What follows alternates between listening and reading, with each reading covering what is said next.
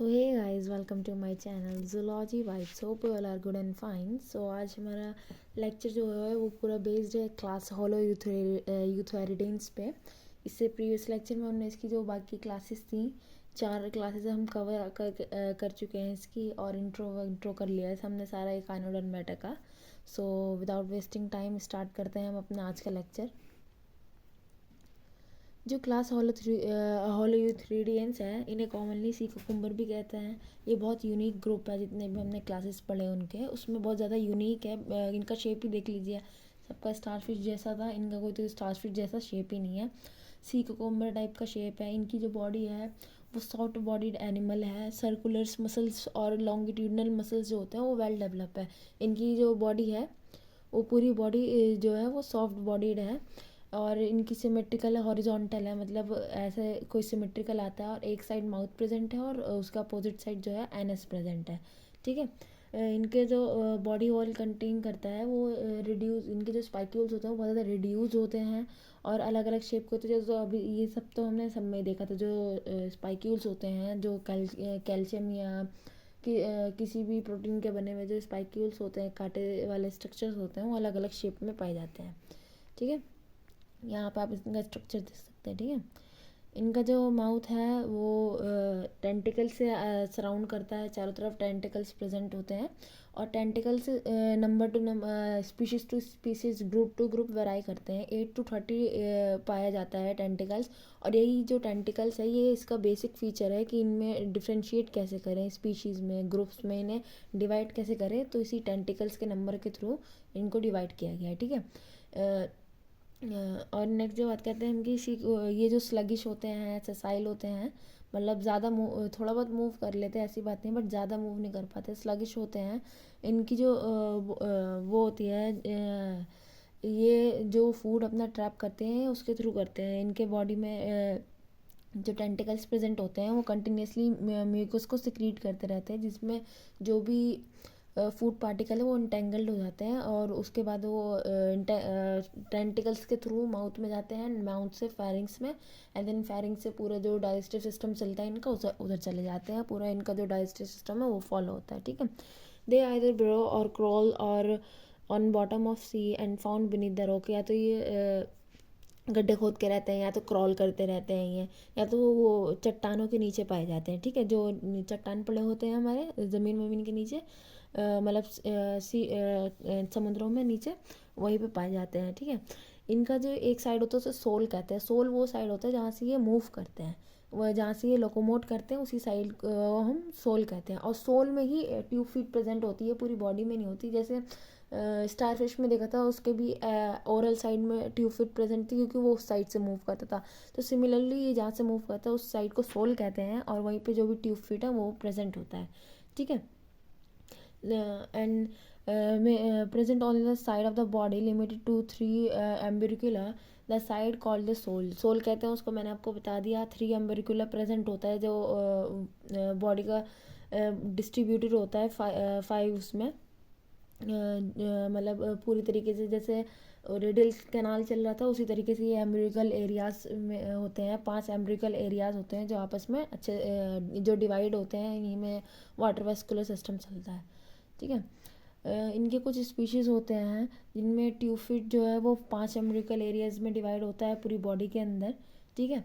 और ये जो चीज़ को है, ये सेल्फ म्यूटिलेट को शो कराते हैं। सेल्फ म्यूटिलेट वो प्रोसेस होता है जिसमें ये खुद को हार्म कर लेते हैं, और अपने सेल्फ डिफेंस के लिए। अब खुद को हार्म कैसे करते हैं, ये अपनी जो बॉडी वॉल है उसको रप्चर कर लेते हैं, सेल्स या ऑर्गन्स या कोई भी ऐसा मतलब मटेरियल है कि बाहर रिलीज़ कर देते हैं, जो भी इनका ऑर्गन, मतलब जो भी इन्होंने जिससे भी डिफेंस करना हो उसको निकाल के बाहर कर देते हैं।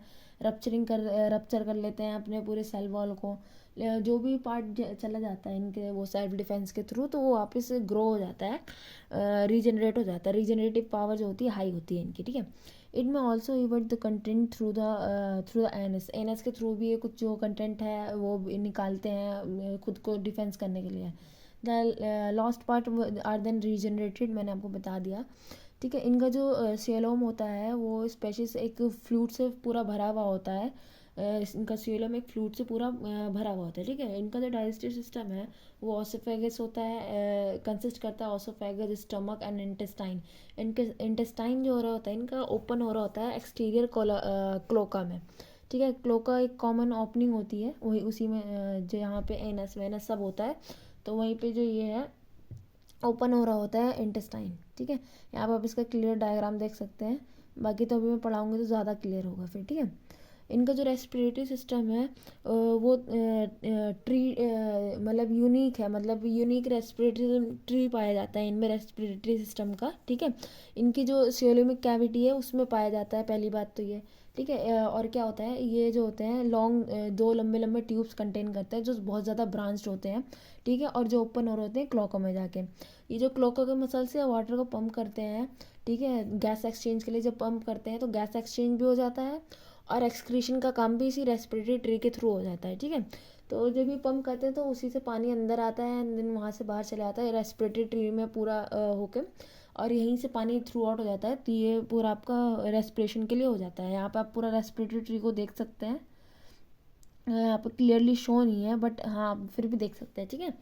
और कुछ कुछ जो होती है थोड़ी बहुत रेस्पिरेशन इसकी ट्यूब फिट और स्किन के थ्रू भी हो जाता है, ठीक है। नेक्स्ट हम बात करते हैं जो इनके हेमल सिस्टम और सर्कुलेटरी सिस्टम होता है, वाटर वेस्कुलर सिस्टम, जितने भी सिस्टम पढ़े थे हमने अभी एस्टेरॉइड्स वगैरह में, तो सबका जो सिस्टम होता है वो सेम होता है, सेम प्रेजेंट होता है इसमें और सेम वैसे ही चल रहा होता है। मगर इनका मैंडीपोराइट जो होता है वो अंदर प्रेजेंट होता है सेलोम में। हमने क्या देखा था, मैंडीपोराइट जो होता है अभी तक बाहर था, ओरल साइड में देखा था हमने स्टारफिश का, ओरल साइड में प्रेजेंट होता है मैंडीपोराइट, तो उस मैंडीप्राइड होता है, फिर उसके बाद स्टोन कैनाल होता है एंड देन रेडियल कैनाल चालू हो रहा होता है, लेकिन इनका जो मैंडीप्राइड है वो अंदर ही सियोलोम में प्रेजेंट होता है, ठीक है। ये जो सेक्सेस होते हैं सेपरेट होते हैं, इनके हर्माफ्रोडाइट होते हैं, इसका मतलब ये लोग, ठीक है। इनके पास पेयर्ड गोनैड्स होता है जो क्लस्टर में क्लस्टर ऑफ ट्यूब्यूल्स में अपीयर हो रहे होते हैं। Gametes are shed into the water and fertilization is external. A free-swimming larva called Auricula emerges from the fertilized egg and metamorphoses into adult. Gametes जो है एक्सटर्नल फर्टिलाइजेशन होती है, बाहर फर्टिलाइजेशन हो गई, एक फ्री स्विमिंग लार्वा बना जिसे एरिकुला कहते हैं, जो इमर्ज होता है फर्टिलाइज एग से एंड देन मेटामॉर्फोसिस शो करता है। इसके एग्जांपल आप यहाँ पे देख सकते हैं, ठीक है। जो क्लास क्राइनॉइड्स होते हैं, ये जो क्लाइनाइरोड्स होते हैं इन्हें सी लिली भी कहा जाता है कॉमनली, और फेदर स्टार्स भी कहा जाता है, ठीक है। इन ये जो है ये जो ग्रुप है ये बहुत मोस्ट प्रिमिटिव है, बहुत ज़्यादा ही पुराना है, क्योंकि इसके जो जितने लिविंग्स नहीं है उतने ज़्यादा फॉसिल्स मिले हमने, जितने ज़्यादा जीवित नहीं है उतने ज़्यादा मृत्यु मिले हैं, ठीक है। They are mostly sedentary creatures living in aquatic environment, पानी में पाए जाते हैं, यही चल रहा है अभी तक तो, ठीक है। फिर से sea lilies have flower shaped body at the top of and attach stalk, इनके जो टॉप है वहाँ पे स्टॉक अटैच होता है एक, ठीक है, जिसमें बहुत सारे फेदर्स लगे होते हैं, ठीक है। मैनी ब्रांच आर्म उस होते हैं यहाँ उसी में प्रेजेंट होती है। Although the adult remain same spot for very long period, adult जो होते हैं वो सेसाइल होते हैं, बहुत लंबे पीरियड तक एक जगह टिक सकते हैं, ठीक है। Also, the feather stars, which remain sessile or stalk during metamorphosis, detach themselves from the stalk to become a free living. Many crinoids live at great depth, but some of feathers stars occupy shallow water. ठीक है, basically क्या होता है, जो ये feather stars होते हैं ये अपने वैसे स्टॉक और ससाइल्स होते हैं, ठीक है। बट जो मेटामॉर्फोसिस होती है, मेटामॉर्फोसिस के दौरान ये खुद को जिस सबस्ट्रेटम से अटैच होते हैं किसी सबस्ट्रेट से, तो उससे डीअटैच कर लेते हैं, फ्री लिविंग बन जाते हैं, ठीक है। इधर उधर घूमते रहते हैं मस्त मज़े में जब ये छोटे होते हैं। फिर बड़े होते हैं तो बेचारे वही घर में काम धंधे की वही टेंशन हो जाती है, खाना का चलाना है, बीवी बच्चों को पालना है, तो सेसाइल हो जाते हैं, एक जगह टिकने लग जाते हैं, ठीक है।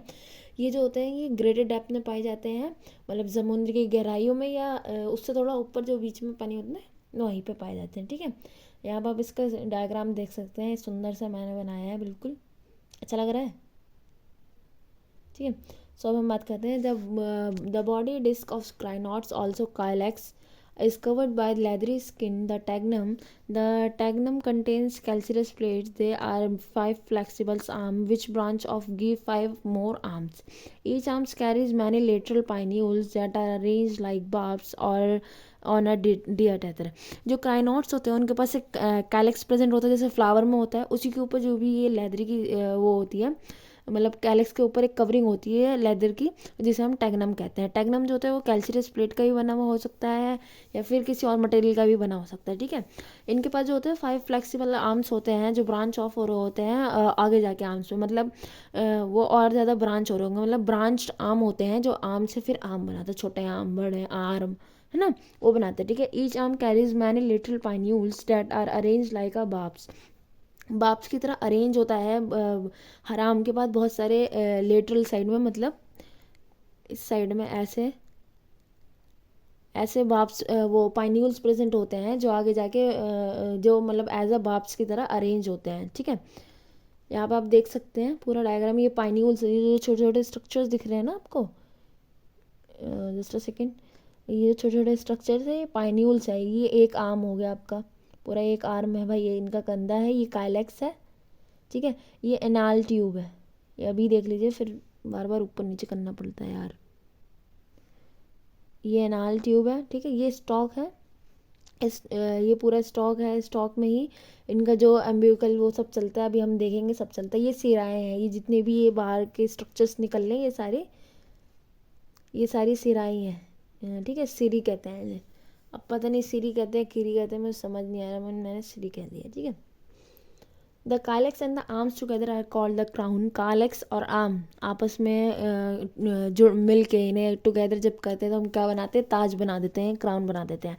In form that are attached, in form that are attached, there is a long stalk present on the boreal side of the body. The stalk itself is formed of many jointed plates and maybe be a serae. किसी किसी पर जो ये होता है सेराई present होता है, किसी किसी के पास सेराई नहीं प्रेजेंट होता है।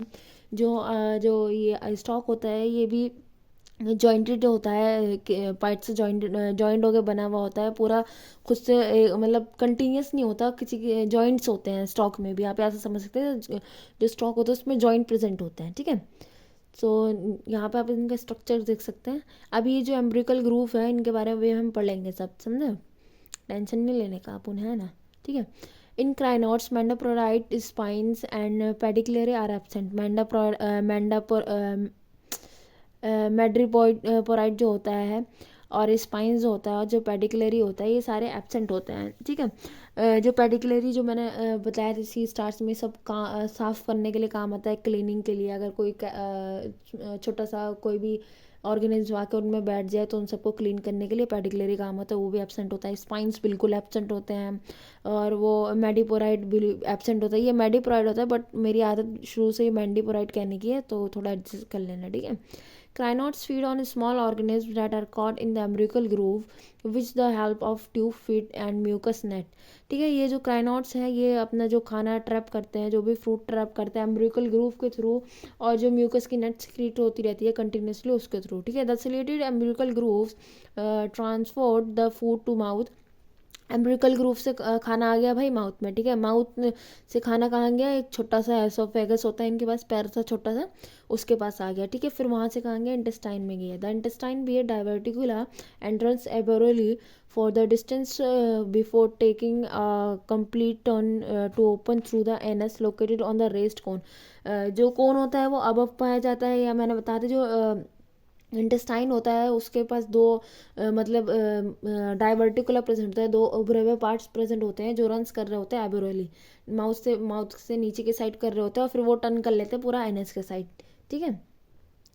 The water vascular system is build typical echinoderm plant through the madreporite is absent. Madreporite जो होता है इनमें एब्सेंट होता है, और इसी फिर भी इनमें जो बिना मैंडीपोराइट के ही वाटर वेस्कुलर सिस्टम चलता है, बिना भी मैंडीपोराइट के। क्या समझा था, मैंडीपोराइट के बिना कुछ नहीं हो सकता। यहाँ पर आप इसका पूरा डायग्राम देख सकते हैं, ठीक है। ये जो एनएस है, मुझे थोड़ा कलर चेंज करना था इसका, हाँ, ये यहाँ पे आप देख सकते हैं ये एनएस है, यहाँ से हाइंड गट जुड़ रही है, ठीक है। ये पूरा जो वो है हमारा इंटेस्टाइन है वो कोलाइड हुआ है। इंटेस्टाइन में आप यहाँ पे देख सकते हैं दो डाइवर्टिकुला प्रेजेंट दिख रहे हैं आपको, दो उभरे हुए स्ट्रक्चर्स दिख रहे हैं, ये डाइवर्टिकुला है, ठीक है। ये पूरा एम्ब्रिकल सिस्टम है, ये जो ब्लू कलर से नेट सा लगा रखा है ना, ये पूरा एम्ब्रिकल सिस्टम है। ये जो सेंटर में ओपनिंग है ये माउथ है। यहीं से बेसिकली इनका जो वाटर वास्कुलर सिस्टम चलता है वो माउथ से ही स्टार्ट होता है, ठीक है। और इनका जो नर्वस सिस्टम है, एक मिनट, हाँ हाँ, जिनका जो नर्वस सिस्टम है has oral nerve ring from which the radial nerve ring enters each arm. Sense organ are scanty and primitive in crinoids sexes are separate. Hermaphrodite होते हैं नर्वस सिस्टम के नाम पे। एक ओरल नर्व रिंग मतलब mouth के around जो nerve ring होती है, और रेडियल नर्व रिंग होती है। रेडियल नर्व रिंग मतलब जो आर्म्स में प्रेजेंट होती है, रेडियल के नाल के उसमें, तो रेडियल नर्व रिंग प्रेजेंट होती है। इनका जो सेंस ऑर्गन होता है बहुत ज़्यादा प्रिमिटिव होता है, ठीक है। ये हर्माफ्रोडाइट होते हैं। यहाँ पर आप अगेन इसका पूरा डायग्राम देख सकते हैं, ठीक है। एम्ब्रिकल ग्रूव के थ्रू ही इनका जो वाटर वेस्कुलर सिस्टम है, ज़्यादातर ये देखा गया है जो एम्ब्रिकल ग्रूव है उन्हीं के थ्रू इनका जो वाटर वेस्कुलर सिस्टम है वो चलता है। The gonads appear as masses of cell in the genital cavity. जो जेनाइटल कैविटी होती है, जेनाइटल कैविटी कौन सी कैविटी होती है जहाँ पे गोनैड्स प्रेजेंट होते हैं, तो जेनाइटल कैविटी हो गई। जैसे हार्ट के पास वाली कैविटी पेरिकार्डियल कैविटी होती है ना, तो वैसे वो जेनाइटल कैविटी हो गई। वहीं पे एक सेल्स का बंडल रहता है, मतलब बहुत सारे सेल्स एक्यूमुलेट रहते हैं आपस में, वो गोनाड्स का फॉर्मेशन करते हैं। The sperm and ova escape by rupturing the wall. Wall जब रप्चर होती है तो स्पर्म और ओवा जो है उसी के थ्रू निकल जाते हैं बाहर। फर्टिलाइजेशन जो होती है एक्सटर्नल होती है। Development include free swimming, larval stages, doliolaria that later on attach itself to substrate before metamorphosis into adult. ठीक है, इनका जो डेवलपमेंट होता है एक्सटर्नल होती है और इनडायरेक्ट डेवलपमेंट होती है। एक लार्वा बनता है जिसे हम डोलियरेरिया कहते हैं, ठीक है, जो अटैच होता है सबस्ट्रेटम से मेटामॉर्फोसिस से पहले। फिर जब मेटामॉर्फोसिस होता है तो ये खुद को जो भी सबस्ट्रेटम है उससे अटैच कर लेते हैं, डी अटैच कर लेते हैं, ठीक है। सो होपफुली मेरी ये वीडियो आज की यहीं ख़त्म होती है। आपको ज़रूर पसंद आई होगा। अगर मेरी वीडियो पसंद आई तो don't forget to like, share and subscribe to my channel. Thank you.